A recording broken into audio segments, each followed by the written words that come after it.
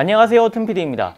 요즘 반중 정서가 굉장히 좀 심해지고 있죠. 단순히 싫어한 걸 넘어서 혐오하거나 그리고 이제 폭력 사태까지 가는 경우도 종종 봤는데요.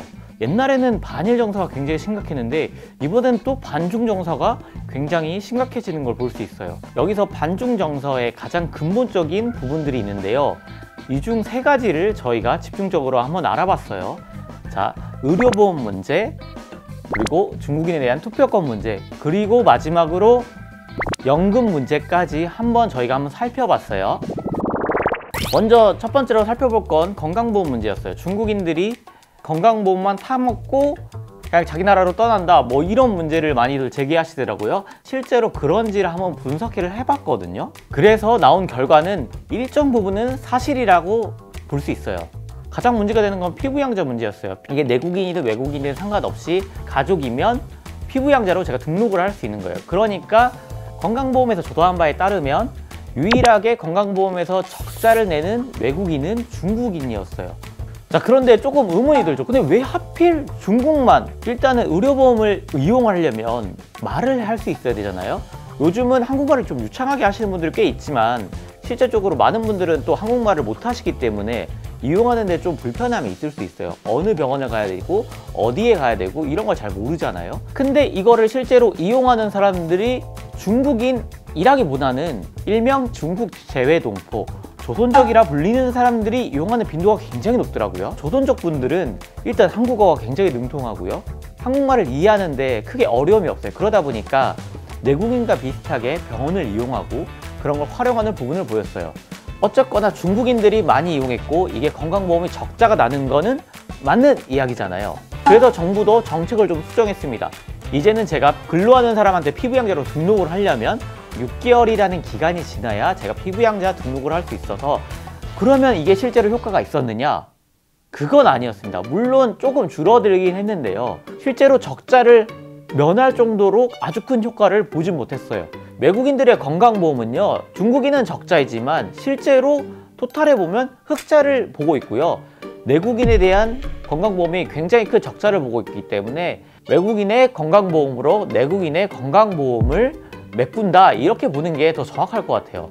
두 번째로 중국인들이 투표를 내서 우리나라 선거에 굉장히 지대한 영향을 끼친다, 이것도 실제인지 찾아봤는데 실상은 그렇지 않다라고 보는 게 맞을 것 같아요. 투표를 할 수 있는 건 대한민국의 영주권을 취득해야 되고, 영주권을 취득한 다음에 약 3년이 지난 후에 투표를 할 수 있는 거예요. 할 수 있는 거는 대통령을 뽑는 대선 안 되고요, 국회의원을 뽑는 총선 안 됩니다. 그럼 되는 게 뭐야? 실제로는 지방선거와 지방의회를 뽑는 선거는 가능해요. 일단 찾아보면 우리나라 영주권 취득자는 약 20만 명 정도고요. 그 중에 10만 명 정도는 중국인이긴 하지만 조선족, 아까 말씀드린 조선족 분들이에요. 조선족은 우리가 재외동포로 분류가 돼서 영주권을 취득하기가 유리한 측면이 있거든요. 그러면 이 조선족 사람들이 힘 모아가지고 지금 영향 끼치고 있는 거 아니야? 라고 할 수 있는데요. 그럼 2022년 제8회 지방선거에 대해서 알아봤어요. 여기에 외국인들이 얼마나 투표했냐? 근데 여기 뭐 중국인이나 뭐 기타 뭐 다른 나라를 분류하진 않더라고요.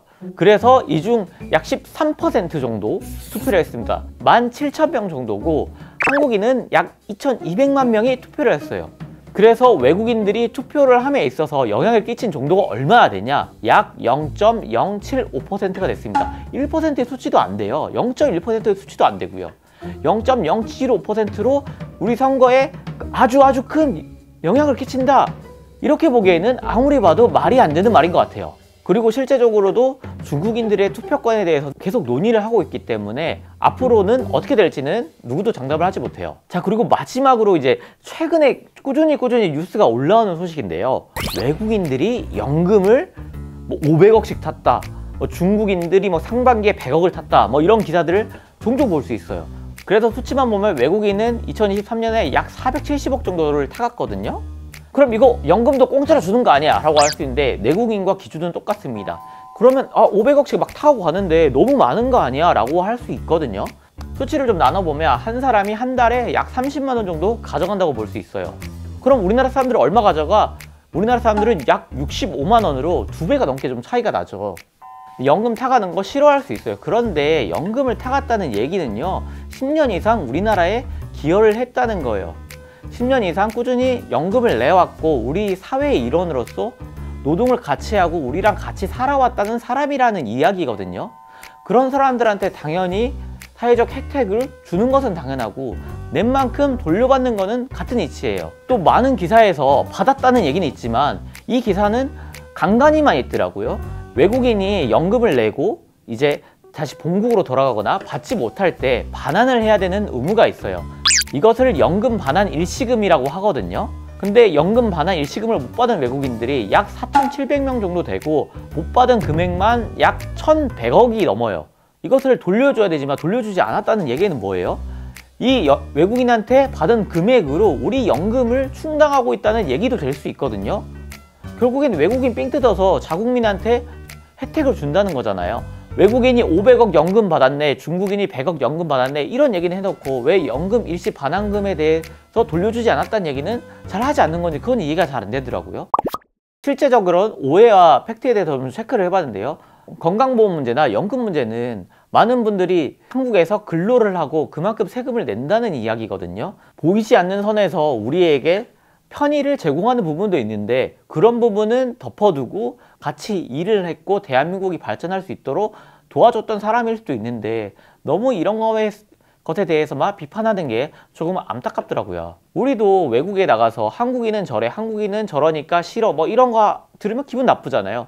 수많은 나라들이 한국에 점점 많이 들어오는데 그 사람들을 그 나라에 대한 편견으로 바라볼 게 아니고 사람 개개인으로 바라보는 시각도 좀 중요한 것 같아요. 그래서 오늘의 틈론, 여러분은 외국인들과 깊게 대화를 해본 적 있나요?